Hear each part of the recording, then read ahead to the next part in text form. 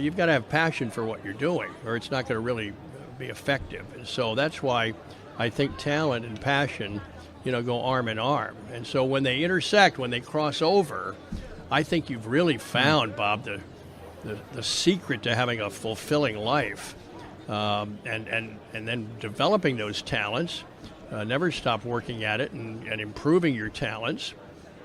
And your passion, when you get good at something, Bob, is going to go right with you. You're going to be excited about it. You're going to be enthusiastic. You're going to have great energy. And when those two come together, Bob, you've got dynamite going on.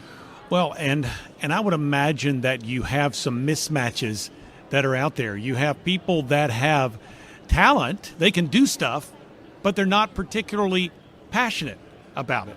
Then you've got people that have real passion for things, but they may not have the skills, particularly good at it. Yes. And there are people that are maybe trying to attain success in one particular field, and they just don't have, God hasn't gifted them in that way. They don't have that skill set. So what would be your advice or your counsel to someone as far as finding some compatibility between these two elements of passion and talent? Bob, I think that's where parents come in, or grandparents. I know coaches and teachers come in here, youth workers, where they can sit down with their children and say, listen, I see some real skills here in leadership, for example. Or, Mary, you know what? I love the way you write.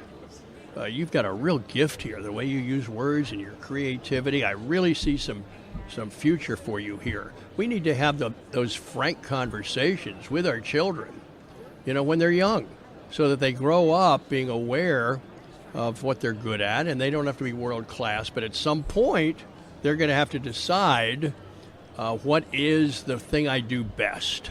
And this is where I want to get my education. This is where I want to really focus my life. And Bob, that's a key word I just used, focus. So many people drift and wander, and they get off on the rabbit trails, and they begin to just maneuver, just begin to wander out there. I encourage people to find that talent, find what you're really good at, and focus on it. Prepare yourself, work at it. Don't start wandering on the rabbit trails.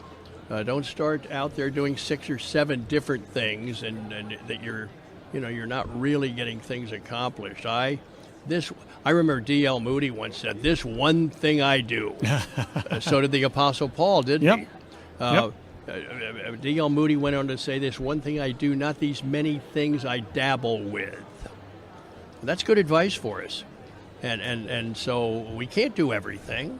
We if we can do one thing well, and maybe a couple of things pretty well, you're going to find you're going to have a rewarding life. And the passion is going to follow, Bob, when you start doing some things well and getting some results, getting good feedback. That's going to fuel your energy and your passion and your zeal. You've got to have that. And I've seen, Bob, over the years, so many ball players who had talent, but they just didn't have any fire in their belly.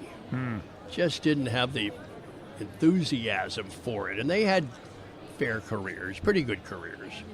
But the ones who have the great careers have great talent and an incredible work ethic and great, great passion for what they're doing.